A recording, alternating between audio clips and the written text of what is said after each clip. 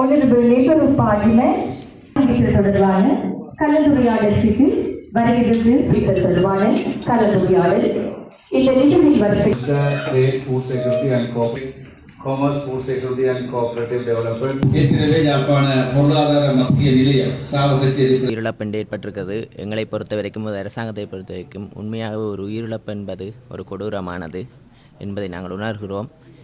எமது அரசாங்கத்தை பொறுத்த வரைக்கும் சட்டம் என்பது எல்லோருக்கும் சமன். உணர்ந்திருப்பீர்கள், இப்போது நாட்டில் நடைபெறுகிற நடைமுறைகளை பார்க்கும்போது தெரிகிறது. நாங்கள் இராணுவத்தினரையும் கைது செய்திருக்கிறோம். அது சம்மந்தப்பட்டது எமக்கு தெரியப்படுத்தப்பட்டது. அந்த இராணுவ முகாம் அகற்றப்படும் போது இவ்வாறான ஒரு அசம்பாவிதம் ஒன்று நடைபெற்றிருக்கிறது. மன வருத்தத்துக்குரியது. அந்த குடும்ப உறவினர்களுடன் நாங்கள் கதைத்திருக்கின்றோம். உண்மையாகவே அவர்கள் எவ்வளவு வேதனையில் இருப்பார்கள் என்றது. யார் பிழை செய்தார்களோ சட்டம் நீதியை பெற்றுக் கொடுக்கும். உண்மையாகவே அது ஒரு அசம்பாவிதம் நடக்கின்றிருந்தால் நீதியை பெற்றுக் கொடுப்போம். இன்று நீங்கள் பார்க்கிறீர்கள் தானே, முன்னாள் இராணுவ கடற்படை அதிகாரி கைது செய்திருக்கிறோம், சிறையில் அடைத்திருக்கிறோம். அதே மாதிரி இப்போது நாங்கள் நியாயமான முறையில் செய்கிறோம். ஆனால் அரசியலாக்குவதற்கு ஒரு சிலர் அதை எத்தனிக்கின்றார்கள்.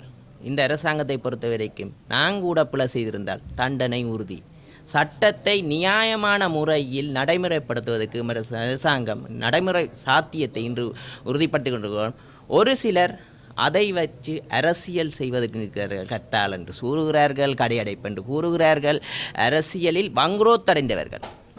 இவ்வாறான நடைமுறைகளை எடுக்கும்போது நாங்கள் நினைக்கின்றோம், வடபகுதியில் பலர் முதலிட நினைப்பவர்கள் கூட பின்னுக்கு நிற்கின்றார்கள். தமிழர்கள் கூடுதலாக தென்பகுதியில் முதலிட்டிருக்கிறார்கள்.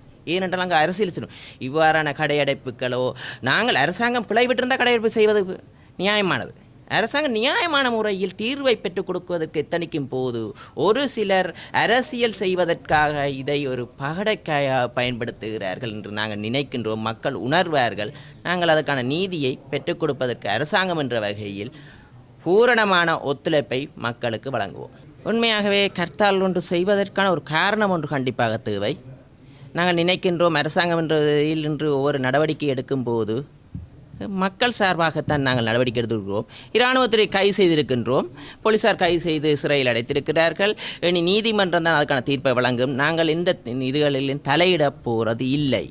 அந்த வகையில் இந்த கர்த்தால் என்பது என்னத்திற்காக நடத்துகிறார்கள் என்று உணர வேண்டியது கடப்பாடு இந்த வடபகுதி மக்களுக்கு இருக்கிறது. நாங்கள் பல கர்த்தால்களை செய்திருக்கின்றோம், கடையடைப்புகளை செய்திருக்கின்றோம். எமக்கு நம்பிக்கை இருக்கிறது, அரசியல் ஸ்திரத்தன்மை ஒன்று வடபகுதியில் கண்டிப்பாக தேவை. தமிழர்கள் பல புலம்பெயர் தேசத்தில் இருப்பவர்கள் இங்கே முதலிடுவதற்கு எத்தனிக்கிறார்கள். ஆனால் இங்கே வந்து முதலிடுவதற்கு பயப்படுகிறார்கள். கர்த்தாளுகள், ஆர்ப்பாட்டங்கள் சதாகாலம் நடந்து